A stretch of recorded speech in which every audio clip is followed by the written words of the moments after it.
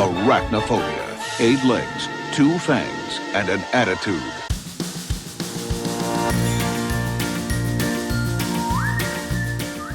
Hi there, and welcome to Baseball by Design. I'm SportsLogos.net minor league baseball correspondent Paul Caputo, broadcasting live, as always, from the Sunday Helmet Hall of Fame in my basement in Fort Collins, Colorado. On this episode, we're talking about the Fond du Lac Dock Spiders, a collegiate summer level team. Later on in the episode, I'll be speaking with Jason Klein of the design firm Brandiose, and we'll be welcoming back to the program Ranger Amy Burnett, Baseball by Design's wildlife correspondent. And, of course, Dan Simon of Studio Simon is here with another of his Studio Simon Stumpers. Right now, I'm very pleased to be joined by Jim Misudek, who is the general manager of the Fond du Lac Dock Spiders. Jim, thanks so much for coming on the show. Yeah, thanks for having me, Paul. First of all, I need to start this conversation by letting you know that I went to the University of Richmond. We prided ourselves on the fact that we were the only spiders in the whole country in any sport. You know, people would always say, well, the Cleveland Spiders in the late 1800s, but there were very few spiders out there in the world. And then the Fond du Lac Dock Spiders come along, and we've got, it's not exactly spiders, it's dock spiders, but all of a sudden there's another spiders in the world. I guess it's nice to have company, but it was I don't know, losing that uniqueness was kind of a blow to me as a Richmond Spider. But anyway, I am very pleased to be talking about the Dock Spiders because it's a fun name. It's certainly unique in the baseball arena, especially since the Guardians went Guardians rather than Spiders. Can you tell me, after that long-winded intro, where does the nickname Dock Spiders come from? Well, the location of Fond du Lac in Wisconsin is at the foot of Lake Winnebago, a large inland lake, and dock spiders, it's one of those things where everyone kind of knew what they were, but didn't know what to call them when you see them, kind of thing. And if you do look up pictures of them, they're pretty scary looking things, and they eat fish, and like it's crazy to sort of look into the story, and they're actually like hunters, and the webs that they spin do not necessarily serve the purpose of catching their prey. It's more of a protection that they put for their eggs and that kind of thing. If you go on the rabbit hole, you can get pretty deep into it. But I guess the biggest thing for me was when I saw that they eat fish. Like that's amazing to me. So yeah.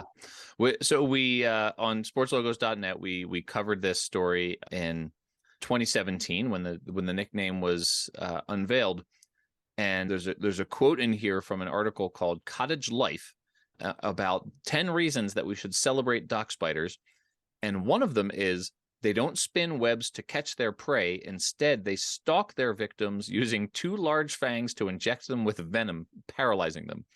So, so that's good. That's fun. Yeah, that won't keep you up at night, right?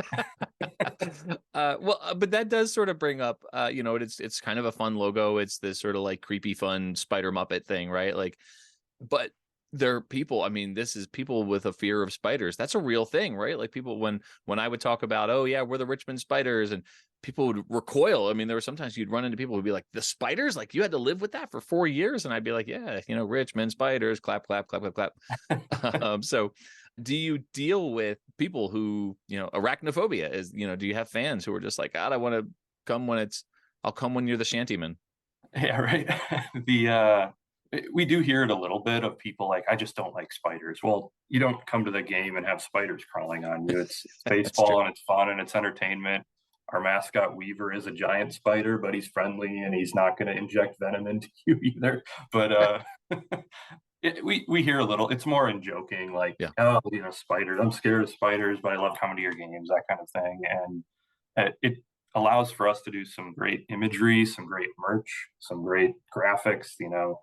You saw it in Richmond, I'm sure. There's some great sort of design work you can do with a spider and some cool things you can do. Certainly around Halloween time, it's a fun thing. And if I remember right, Richmond made a little run in the NCAA tournament last year, and we, via social media anyway, sort of congratulated and hitched our wagon to them a little bit as fellow spiders, and so that was kind of cool. So yeah, well, there is, I mean, that the fact that there have not been other spiders out there, that this thing that makes that nickname unique it's funny to me that your mascot is Weaver. Richmond's mascot was Webster, and the part of it was UR, as in University of Richmond. So, and yeah, we're kind of, we make a run every once in a while. We didn't make the tournament this year, but our claim to fame is we were the first 15 seed to beat a 2 seed. That was 1990, and Richmond beat the 2-seeded Syracuse Orange, the first 15 seed ever to win a game in the tournament. So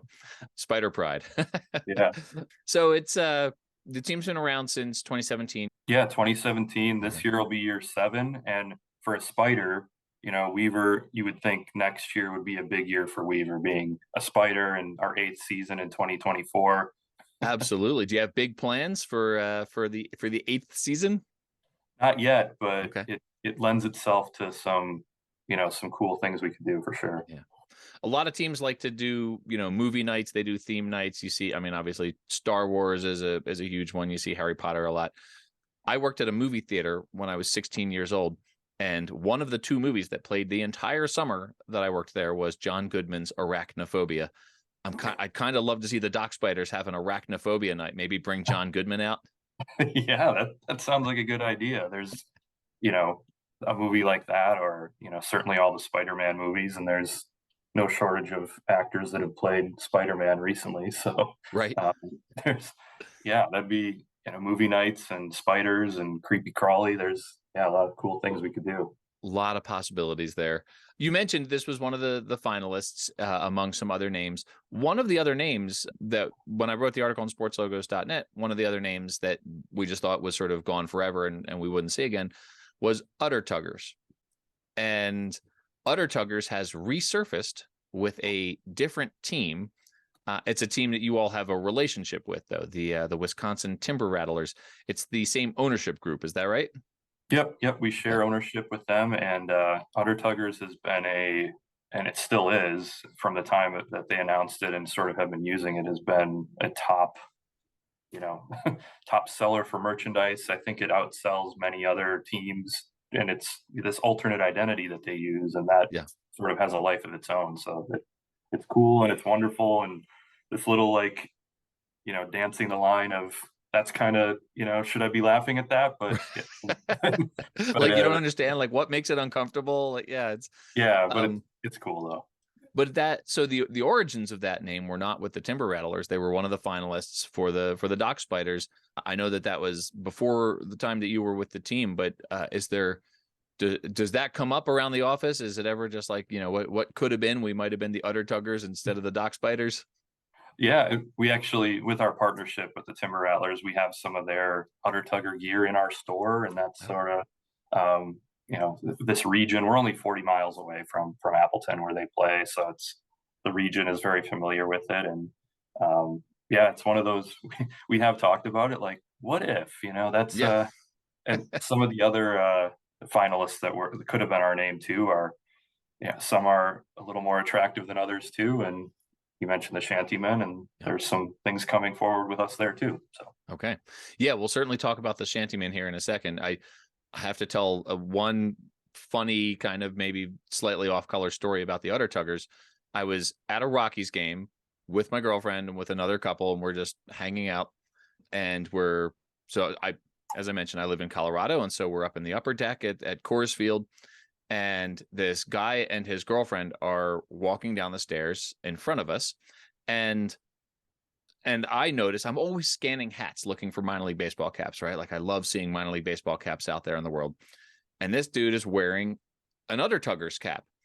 And I was like, I said, "Hey, Udder Tuggers."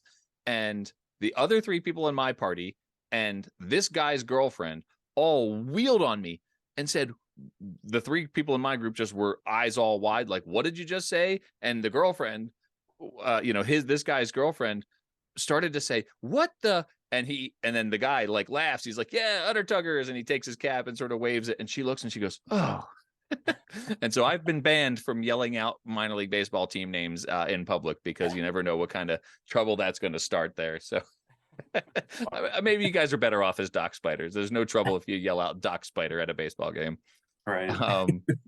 The Shantymen, though, is unique for it's not something I've seen, where 2 teams, both with the same ownership group, are going to be on consecutive days wearing the same alternate identity. It is the alternate identity is the Shantymen, and it's an homage to ice fishing of sturgeon. How did it come about, this idea of both teams wearing the same alternate identity? Yeah, it was one of those ice fishing and sturgeon spearing is sort of Fond du Lac is sort of the unofficial, maybe official sort of capital of that, and Lake Winnebago, where we're located, we're at the foot of that lake, the bottom on the map, not bottom of the depth of it. And in the north-south version of the map, we're at the foot of it, and Appleton, where they play, they're at the top of the lake. So it is sort of like, let's cover this whole region, and ice fishing and sturgeon spearing is a part of the culture here in the winter, and great opportunity for us to sort of share in that. And yeah, like you said, we're doing it consecutive nights, and it's going to be sort of a cool thing. Each of us are doing a bobblehead night on those nights, so it's a great sort of chance for people to have a piece of that to take home also. So this identity was unveiled during the winter time. The game will be taking place obviously in the summertime, with baseball season being a summer sport. So I'm thinking in July in Wisconsin, there's going to be a lot of people sort of longing for the days when they might be able to sit on a lake and sit on the actual frozen ice, because Wisconsin, I'm guessing, gets pretty steamy in the summertime there. So maybe that brand will help sort of cool people off a little bit in a steamy Wisconsin summer. Yeah, just by feeling it and remembering, sitting on a bucket waiting for a fish to pop through a hole can sort of make people think of those cooler days, cooler nights, and it's going to be cool for sure. Yeah. Is this something you've done? Have you ice fished for sturgeon? I'm not. It's not something I've done. Growing up, not anything I've sort of been a part of, been adjacent to it while it was happening. And you mentioned when we unveiled the plans for this was during Sturgeon Spectacular in our community, is the sort of winter event, weekend long celebration of this during the open of sturgeon spearing season. So we were out at Lakeside Park, which is in Fond du Lac, a big area where this all sort of happens and hub of activity. And there certainly were people coming right from sturgeon spearing or going right to it, and we were part of all of that with our mascots and having Shantymen merchandise available, which has been flying off the shelves, because it's something certainly in the wintertime definitely people can relate to. Yeah. So I'll ask you one last question, and I'll let you get out of here. It's back to the dock spiders again. You mentioned Fond du Lac. It's French for base of the lake, bottom of the lake. That is where you're situated on the map. I grew up in the East Coast, a lot of lakes. We'd go up into the Poconos sometimes in the summers. I have this very clear image of being out on a dock, taking a kayak or whatever out onto a lake in the Poconos. I think if I had thought there were these venomous spiders under the dock, like as I'm pulling up and trying to, tie the boat up, I might have never gone near another lake again. Right. Like it just sounds terrifying to me. Have you been on a dock? Have you encountered these things? Like, I know they live sort of like underneath the dock. So I'm picturing if you like grab the thing, there's like one right there by your hand. Have you actually encountered a dock spider in the wild?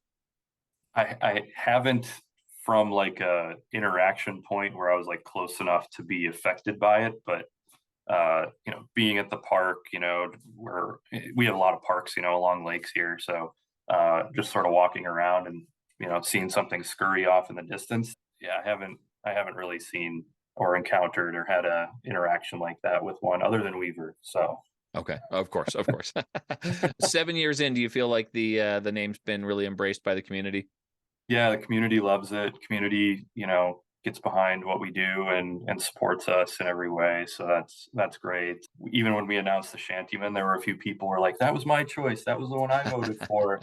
But you've done great things with the dock spiders, and we're glad you're here, kind of thing. So that's been great. Well, I certainly appreciate you hopping on and talking about it. This has been a lot of fun. I really enjoy this brand. I need to get myself a dad hat and an ice cream helmet from the dock spiders here. So maybe 2023 is the year for that. Jim, where can people find the team on social media and online?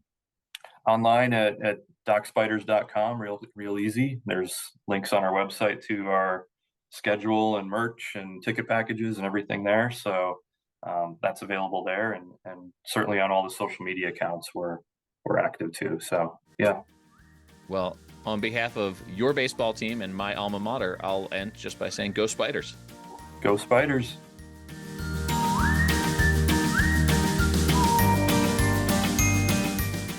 All right, everyone, welcome back. So happy once again to be joined by my friend Jason Klein of the design firm Brandiose. I mean, when I started this, you and I had talked a bunch of times for sportslogos.net articles. Little did I know that I was going to get to hang out with you and talk logos for the podcast. So, one of the premier design firms out there. It's one of my favorite things about doing this podcast is to get to talk with designers about the work that they do. And especially this one, I'm a Richmond Spider.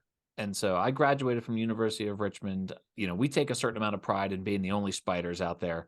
So here come the Doc Spiders to, sort of steal some of that thunder, but also bring attention to Spider-based logos. This is a really fun one, collegiate summer level team that you all did. What were some of the considerations, when you went into this Doc Spiders brand, knowing that spiders are not that common? What were some of the considerations that you all had as you approached this? Yeah, the Doc Spiders. There's a couple of there was the Shanty Men. There were some other the Udder Tuggers. Was also in the name of the team contest. So there was a lot of great names to play with, and we had a great time. Went up to Fond du Lac. The team is a sister team of the Wisconsin Timber Rattlers. Yeah. So same staff, great folks, good friends of ours. We went to supper clubs. We went to, we went around, the lake. We went around. There was the lighthouse. They took us to a dairy farm, which was amazing, where they basically created milk for Sargento cheese pizzas. So we had a great time. It was a great time, and it was a great research. And at some point, when we decided, okay, we're going to do the Doc Spiders, it's like, how do you make it huggable? That's one of the things that we're always thinking as a brand is that, the name sounds great, but is it huggable? And what do you do with that? And so at some point you start, these Doc Spiders are these sort of fuzzy, they're they're creepy sort of under the docks, if you will. Yeah. And so we early on, we were like, okay, we want to create something that feels sort of menacing, but also huggable. So you'll see the Doc Spider is very fuzzy. Which lends itself obviously to mascot costumes. But one of the cool things about spiders is the web. So you'll see there's a lot of web references. The logo wears a baseball hat with the seams of the hat are web. There's a webbing in the mitt. There's webbing on the dock. It was just, it was really it was like, how do you make it fun? How do you at some point too, there's a game of musical chairs when it comes to color, as I was thinking about, I'm looking at the logos as we speak. So you want to make it, it was like there's kind of brown spiders, and docks are brown, and water, you want to be a quick read, so you have blue. And so very quickly you get this okay, we're going to probably be brown and blue, shades of brown, tan, that sort of thing. So the colors came together pretty quickly. And then the other thing too I love was that there's a little Easter egg on the alternate logo. There's a DS swirling around in the water around the pylons from the pier. Okay. Yeah. So it was great. No, I love it. One of the things that was cool about them is that Fondy is slang for Fond du Lac.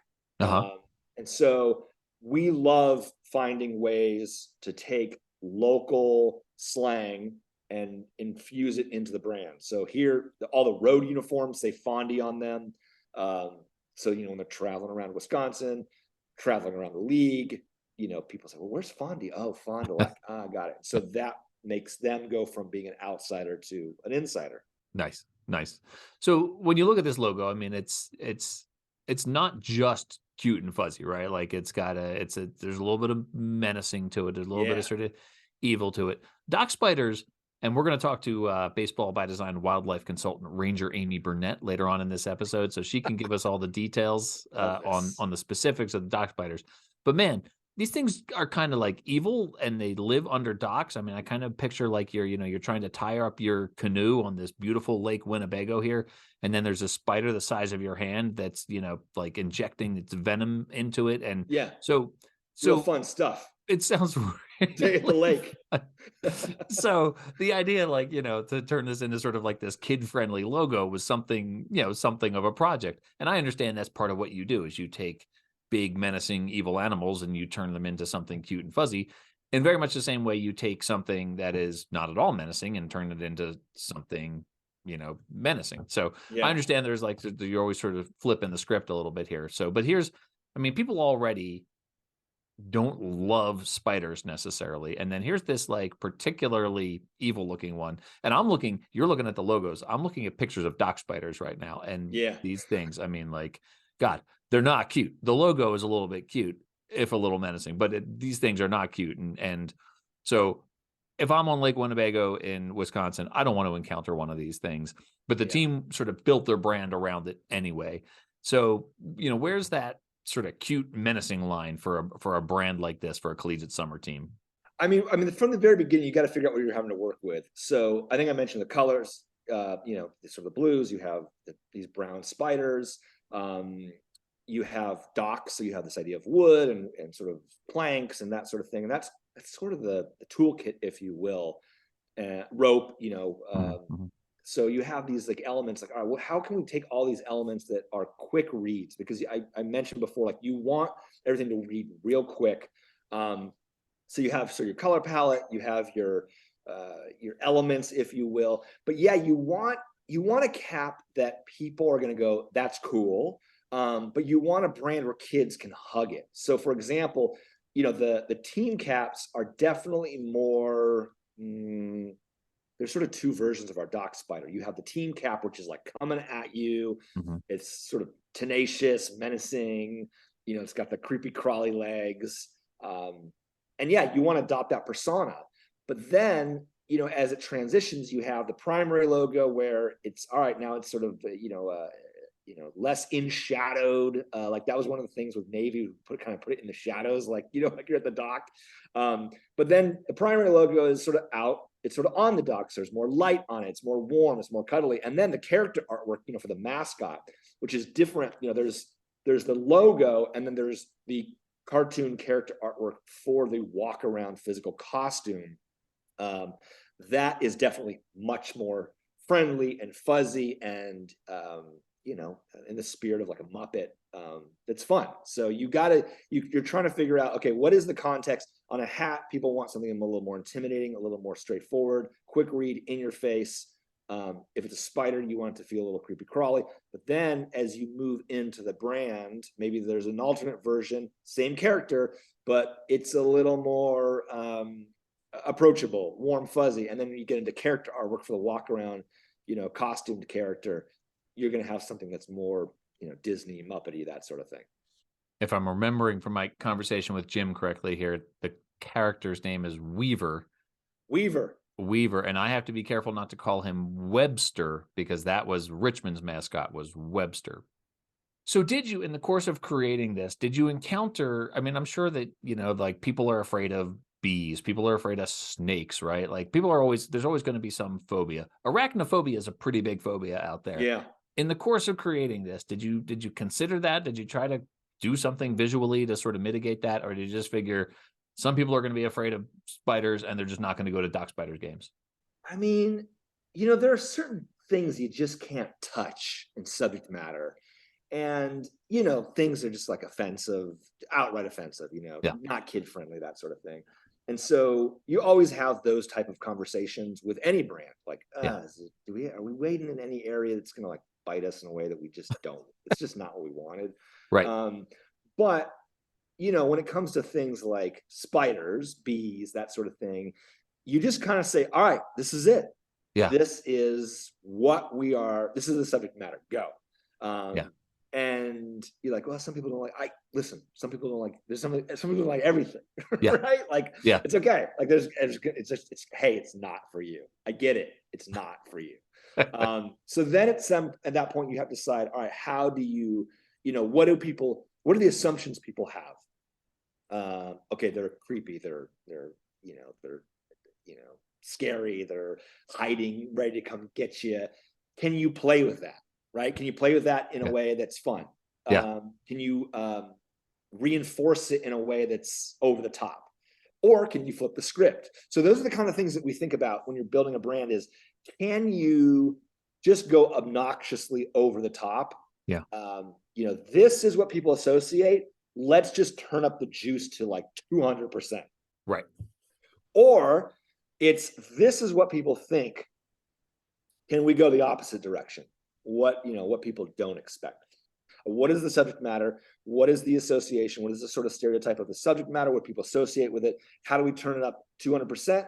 Or how do we go 200% the opposite direction? Right. So I think, as it relates to the dock spiders, it was, how do we make it friendly? But also, it has to read as a dock spider. Right. It's the reverse, I think, of, what you did with, say, the jumbo shrimp or the chihuahuas or the sod poodles or the flying squirrels, right? Like, to take these animals that are not in any way menacing and make them menacing. And this is sort of what I was trying to get at earlier. Yeah. It's the reverse of that, right? Like, now you're dealing with an animal that people actually are legitimately afraid of, like the Fresno Grizzlies that you did, or the who's another menacing one that you all have done and made less menacing? We try to stay away from menacing. Yeah, you stay away from it, which is why I think this one's different for you guys. Yeah, and I think to your point is that if something feels menacing, the humor in any minor league baseball logo is the tension that exists. And I think I've mentioned before, humor is just this, laughing, if you will, is the release of tension. And so the thing that makes minor league baseball humor logos work is this idea of what do people expect, and then playing with that. Either they expect it to be major league and we completely go the opposite direction. Yeah. Or they expect to be, goofy and we go menacing. So that's, sort of the thought process. Yeah. Here is, if something is literally, like if there is a creature that's going to come and just sort of like, disturb is like the thing of nightmares, right? Is that, how do you sort of have, it was like, oh, what do you do with that? Like, you wouldn't want to make it scary. You would want to be like giving you like a big smiling grin with a wink, being like, I'm coming at you in your sleep and I'm going to have a blast doing it. And you're like, wait, you can't do that. That's terrifying. It's like, that thing's like, yeah, it's smiling and winking at you. Like, here I come in your nightmares, right? So this is sort of I'm sorry, I apologize to all the kids. And all the parents listening are just like, man, you ruined my kid's evening. Don't listen to this at night. Right. But that's the idea, is that what do people expect? And then sort of, how do you just play with that? How do you play with what people expect? Yeah, absolutely. I have to say that I think that the scariest logo that you have ever done, and I don't know if you get this all the time or not here, but the scariest logo you've ever done has to be the New Orleans baby cakes.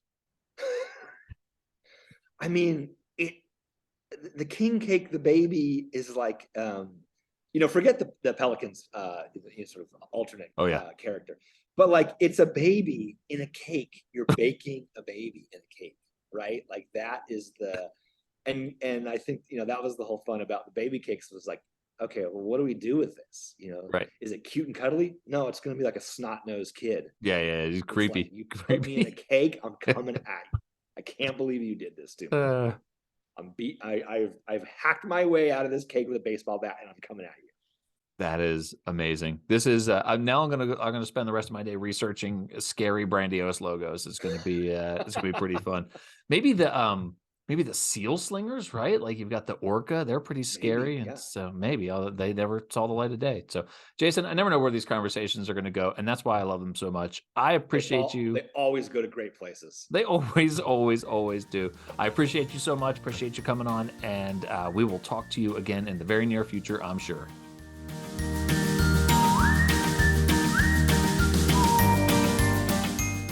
All right, everyone, welcome back. I'm so pleased right now to be welcoming back to the program Baseball by Design wildlife correspondent Ranger Amy Burnett, who is here in studio in the Sunday Helmet Hall of Fame in Fort Collins, Colorado. Ranger Amy, thanks for being here in the basement. Thanks for coming back on the podcast. Thanks for having me. I got my spidey senses all set. Okay, it's the first Spider-Man reference in the episode, and the little obscure cultural reference that we do at the beginning of every episode was not Spider-Man. It was the John Goodman vehicle Arachnophobia. Yeah, that was pretty cool. That's a terrible, terrible movie. I don't know why people are so afraid of spiders, but they just are. Okay, well, maybe some people listening are. I don't know. Hopefully, something I'll say they'll think that it's really cool. Maybe they won't be so afraid of them anymore. They are a very scary insect. No, they're not insects, Paul. They're arachnids. You know that. Ranger Amy took the bait.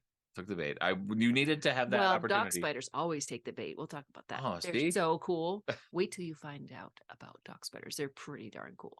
Okay, so dock spiders. It sounds to me like there are certain kinds of scary spiders. Everyone goes to tarantulas. Yes. Tarantulas. You, a former resident of Arizona, they're not actually real spiders. they're not real spiders. No. What does that mean? They're just not true spiders. Do they have 8 legs? Yes, but they're not true spiders. But dock spiders are true spiders. Okay. So they're the biggest true spider in Wisconsin and over most of the range where they live. When they live pretty much everywhere in the United States. So if you live anywhere near water, you have maybe a pond or a lake, you probably have dock spiders near you, near where you live, and maybe even near your house. How have any of us survived as long as we have with dock spiders near us? Well, they're pretty scary looking because they can get up to 3 inches long, including the legs, of course, but they're not going to really hurt you. I mean, it hurt, but they're not going to send you to the hospital or anything if they bite you. Okay. I mean, obviously they're fairly fierce. Tell us. I'm not sure if fierce is the word, but they are pretty cunning and crafty. And they're the one spider that's famous for fishing. It doesn't use its web to catch its prey. It actually just goes after them actively. And it's so they're actually in the genus Dolomedes, which comes from the Greek word crafty or deceitful and wily. So they're considered wily because they catch their prey and they don't make webs. So they don't wait for something to come along. They actually go out and sneakily sneak up to the water's edge and just sit there. And then they put their long legs out like fishing lines in the water and their toes dip in the water, and fish and little insects come up thinking that it's food, and then bam, the dock spider. Scared. Sort of jumped a little bit. Paul just jumped. That was great. Well, because you're telling me that they're fishing, yeah, and I'm picturing some spiders in a canoe with wearing a bucket cap, and they've got a cooler full of flies that they're just chomping on while they're hanging out. Well, imagine if every one of your appendages was a different fishing line or a fishing rod. So they just put their 8 fishing rods out at the same time, but their little tiptoes are in the water. It looks like little food, pieces of food for the fish. And then the fish come up to grab the food. And that's when they go whammo. And then the spider just grabs the fish or the tadpole or whatever it is. And then they envenomate them with their fangs. I'm not really making these guys sound very friendly, am I? But they grab the fish or the tadpole with their fangs, and then they inject the fish or the little insect while they're still alive. They paralyze it, and then they eat it alive, basically sucking up the juices. So as you know, I am a Richmond spider. Yeah. The Richmond spiders are named for Puss Ellison for his long legs. He was a pitcher. Is that his real name? His real name is Puss Ellison. He was from the late 1800s. And he had these long limbs like you're describing that were deceitful to the opposing batters. And so the local, newspaper at the time called Richmond the Spiders because of that. Yeah. Deceitful limbs. Okay. Deceitful limbs, as you're describing. Dolo is actually the Greek god of deceit. So the genus Dolomedes or Dolomedes, I don't, whichever way you want to say it, it comes from that Greek god. Well, so there's an obvious sort of practical application here if you're a baseball player, being deceitful, especially if you're a pitcher like Puss Ellison, right? If you're trying to deceive the batter by disguising which pitch you're throwing. I like that. Yeah. Yeah. So that's one practical application there. But what is it about the dock spiders that's going to make them good baseball players? Dock spiders in particular are very fast. So they're fast reflexes, and they're also fast runners. So they make a really good pinch runner, I would say. Yeah. They have super fast reflexes because they have to catch their prey with their legs rather than with a web. Yeah. So they're actually really great catchers. And I would say that they would probably be good outfielders. They've got long arms, right? So they've got the long arms and the Mhm. speed for the outfield. The quick reflexes, you need that at third base. I like that. So minor league baseball is pretty family friendly, right? Like, and especially collegiate summer level, it's a community level team. You know, we've done a lot to sort of describe these spooky, scary spiders. They kill fish by envenomating them, which is a great word that I just learned from you right now. And these are pretty scary animals. What is it about the dock spiders that we could sort of flip on its head to make them less scary? Is there something fuzzy or cute or endearing about them? Well, they usually have striped legs. Okay. Striped legs are kind of like, you know, when people wear those fun, you always wear the really fun striped socks when you play baseball or you run. Okay. And they're kind of they're kind of fuzzy. They've got these little hairs. The hairs are actually picking up the movements of the animals under the water, so they're using their feet. They kind of run along the water. They should kind of look like Jesus spiders or something, because they can actually run on top of the water. They have little waterproof hairs on their legs that keep them from sinking underneath the water as they're skittering across it. I'm probably not doing a really good job of making them even more friendly. I was just gonna say, if the cutest thing about them is striped legs, we're not They're doing great. kind of fuzzy, and I just think they're cool looking. One of these days, we're gonna have to make like an all mascot team, and we're gonna have to like position these animals that you've done Ranger Amy, Baseball by Design wildlife correspondent reports on, and like build like the all mascot team and put, you know, so we're gonna have, I think the dock spiders we're gonna have to put at third base. At third base, Yeah, and because so like they're really fast. because they've Yeah. got those reflexes. You I need like it. reflexes at third base, right? Like you can't think at third base. Well, I mean, they're so great at catching too. When that fish Yeah. comes right up to the water, like in Temp's Fate, it's like bam, he's just like grabs it, and Right. then it's all over. Right. We're gonna do the all Ranger Amy team. That sounds great. So you were talking about being family friendly. Can I go a little bit into the not so family friendly side of this? Oh, I animal? feel like that's all we've talked about so far, but sure, yeah, let's hear some. You got to talk about the love life of the dock spider. All right, let's talk about the love life of the dock spider. This is like the last third of Bull Durham, where it went from the baseball movie to the romance story here. So let's. So the dock spiders, females are a lot bigger than the males. So if you see a really big one, it's probably a girl. And the males have to be really, really careful because they're courting a very much larger animal than themselves. So they have to make sure that they're not food. Mhm. And they're not generally food like some like black widow spiders. That's kind of like their MO. Mhm. But dock spiders, apparently some scientists got together and decided to time things. And turns out that the courtship of dock spider is 1.5 hours long. From the male's perspective, 1.5 hours worth of courtship, and the actual climax of the movie, so to speak, is only 4.5 minutes. And at the end, he usually doesn't get eaten, but sometimes he dies. I want to talk about baseball again.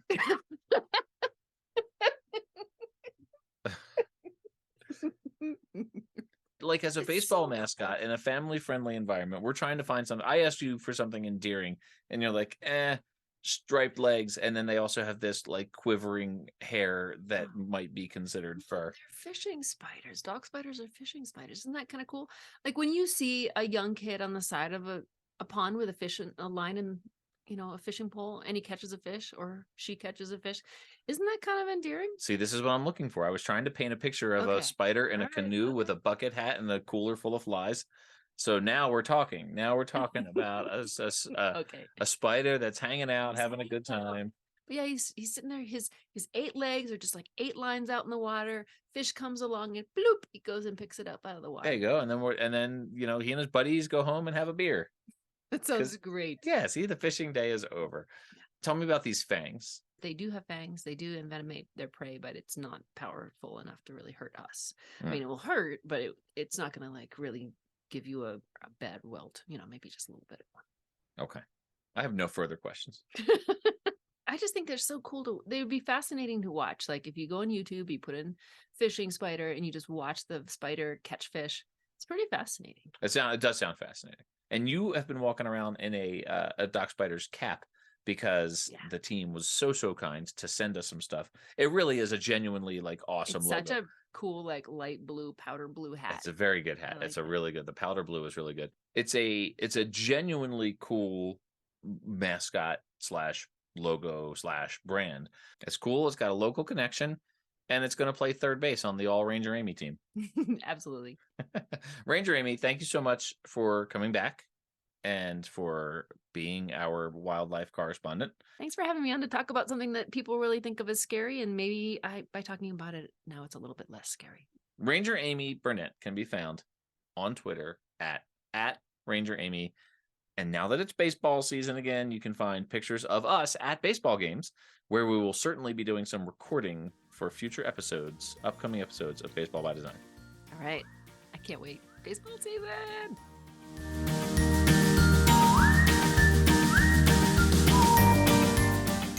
All right, everyone, welcome back. It is time once again for Studio Simon Stumpers. I'm so glad to be joined by Dan Simon of Studio Simon, designer extraordinaire, baseball graphic design royalty, designer of so many amazing logos in the minor league baseball landscape. Dan Simon, welcome back. Thanks for joining for the Studio Simon Stumpers. Hey, Paul, how you doing today? Oh man, well at the time of this recording, we got a bunch of snow in Fort Collins, Colorado. So it's it's pretty cold and windy and snowy out there. But I bet you because they're used to getting snow, there's no snow day. You still got to get your kids to school. We do, in fact, like in the mere moments leading up to this segment, I was getting texts from my daughter upstairs saying, "Can you drive me to school because it's snowing?" So the answer is yes. School is still on. Here in Louisville, if we get sometimes literally half an inch of snow, school's canceled. They don't know how to deal with it, but they're not used to it. You guys are used to it. So okay, so here's our question for today. As has already been established on this podcast and elsewhere, our host, Paul Caputo, is a graduate of the University of Richmond, whose athletic teams are known as the Spiders. So before they were the Spiders, from 1876 through 1893, what were the University of Richmond athletic teams called? Was it A, Rebels, B, Colts, or C, Millers? So normally I like to do a whole thing where I'm sussing things out and we have a whole conversation and I tell you my thinking and I draw it out and make a whole thing out of it. I can tell you from actual knowledge in my head that the answer to this question is Colts. And that is correct. But there's a very big but here, and not that. Okay. We've actually talked about this on the podcast. I don't remember the particular episode, but this came up, and you remembered that. I don't know if you remembered all the specifics of this, but in 1894, in a story in the Richmond Times-Dispatch, a sports writer, Evan Raglan Chesterman, likened lanky Richmond baseball pitcher Puss Ellison to a spider, and that's where the name Spiders came from. But sometime around 2015, the law school library deputy director at the University of Richmond, Joyce Manna Janto, decided to research the origins of the Spiders nickname and went looking for the original article. And as far as she could determine, that article never existed. Oh. She did further research that suggested that the name Colts was never used for the athletic teams. So basically, what she said was somewhere along the lines, somebody told a story that was not necessarily based on fact, and it kind of became fact.